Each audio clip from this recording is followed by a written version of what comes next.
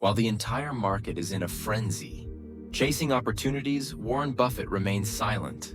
When United States stocks surged after a historic crash, and retail investors swarmed in like bees to honey, he quietly stepped back. While the world celebrates a potential economic revival, Buffett is quietly stockpiling cash. No splurging, no urgency, nearly $350 billion just sitting there, unmoved, unspent. Not because he lacks options, but because he sees something the rest of the market hasn't yet noticed.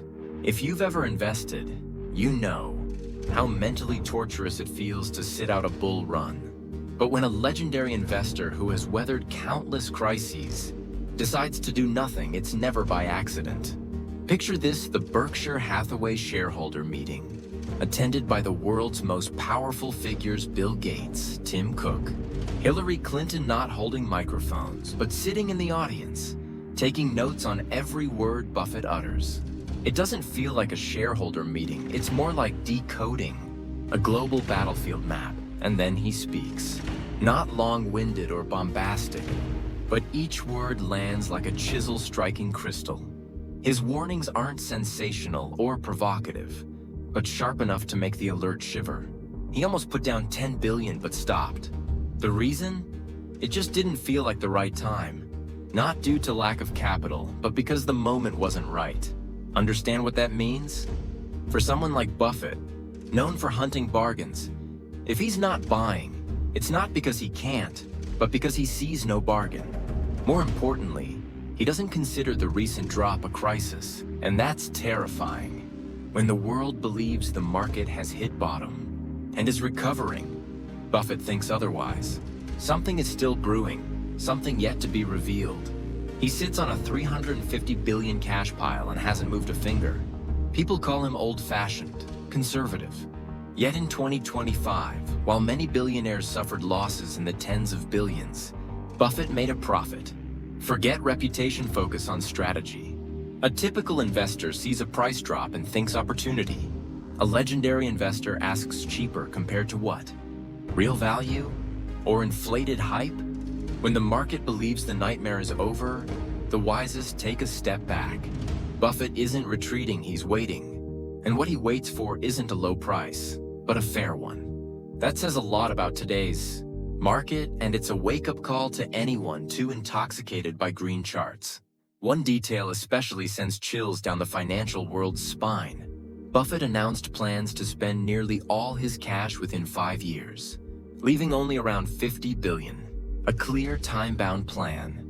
No longer a defensive stance. This is preparation for a final offensive. If you've ever played chess, you'll understand. When the king stops wandering and begins positioning his pieces, the game has entered the end game. At this point, every move isn't exploratory, it's a decisive step toward victory. Warren Buffett is in exactly that phase. So what does that mean for the rest of us small investors struggling to preserve capital amidst inflation, currency risks, geopolitics, and global supply chain disruption? This is no gentle reminder. It's a signal. One that, if ignored, could come at a high cost. When the calmest person in the room chooses to stay out, ask yourself, are you stepping in too soon? Many investors fail, not from poor strategy, but from poor timing. Buffett isn't hesitating out of fear, he's seen what's coming. And if he's right, like most times before, this bounce might just be makeup on a corpse that hasn't cooled yet. The big game hasn't started, but something is shifting silently. A sign as clear as daylight if you're willing to look closely. Buffett has quietly stepped away from the casino. The world is still cheering in. While everyone celebrates, thinking the storm has passed, and the United States market edges up, Buffett, who has navigated numerous crises, refuses to buy anything. In fact, he's sold his entire portfolio of banking and financial stocks, something unprecedented in decades of leading Berkshire Hathaway. To most investors, this is controversial. But to Buffett, it's a cold, calculated affirmation. He doesn't believe in this recovery. Let the numbers speak. Buffett currently holds between $341 to $350 billion in cash. Most of it is in short-term treasury bonds yielding nearly 4%. That's about $13 billion per year, risk-free, volatility-free, without betting on a single stock. Meanwhile, tech billionaires once hailed as Buffett's successors Jeff Bezos, Elon Musk, Michael Dell, Larry Page have lost between $20 to $40 billion each in just months. While the world dives into the bottom fishing frenzy, Buffett stands aside and loses nothing.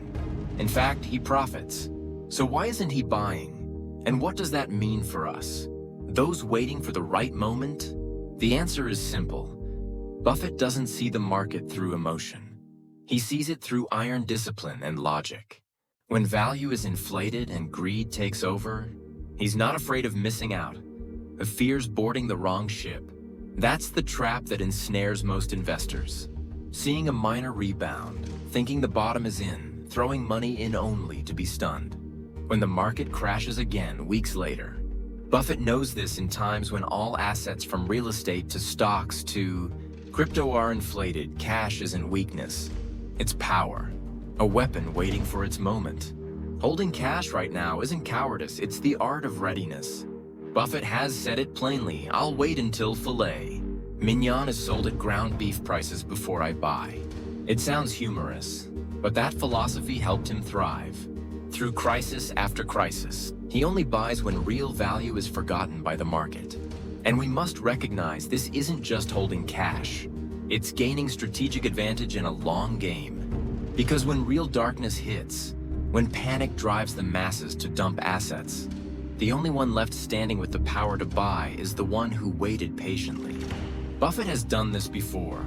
In 2008, amid the wreckage of global finance, he poured capital into Goldman Sachs and bought Bank of America shares.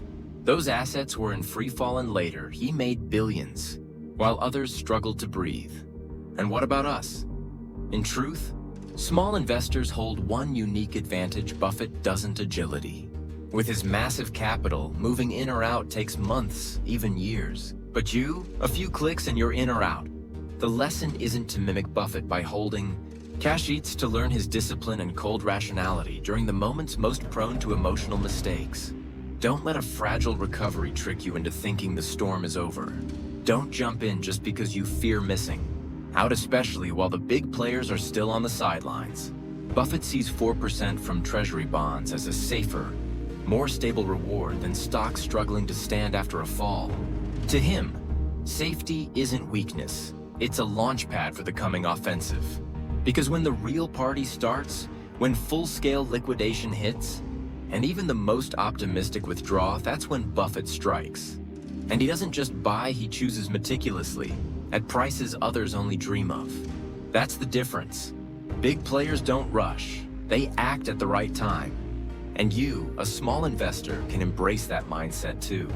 You don't need to be first, just survive long enough to still be in the game. And when the moment comes, when the fog clears, when real value emerges, if you've preserved your capital and kept your reason, you'll still be here. Buffett didn't need a grand theory to explain. He used a simple but haunting image: the island of frugality versus the island of waste. One island labors diligently, accumulating real assets. The other lives lavishly, spending without care. But the wasteful island has one tool.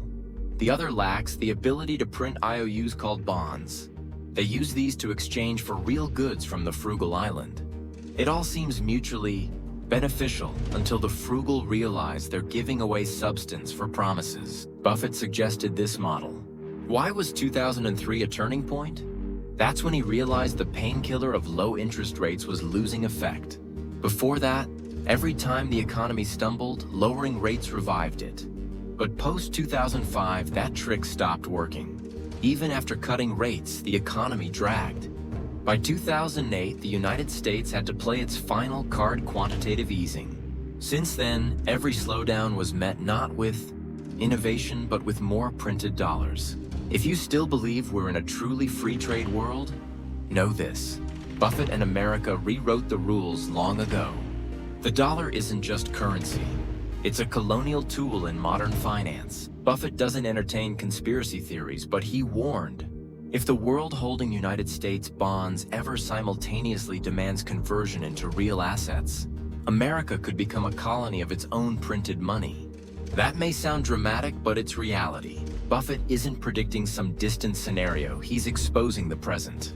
The dollar is no longer just a medium of exchange, it's a soft weapon, one that makes the world dependent on America. While the United States simply prints more paper, why isn't Buffett pouring money into assets? And why is he still winning?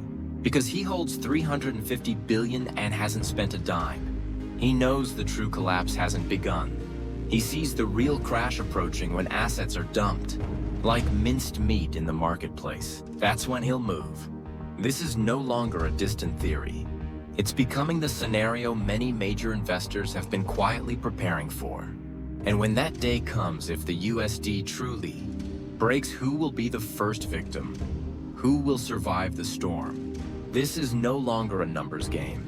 Ask instead, am I ready? Because in this game, no one wins by arriving first, only by being the last one standing.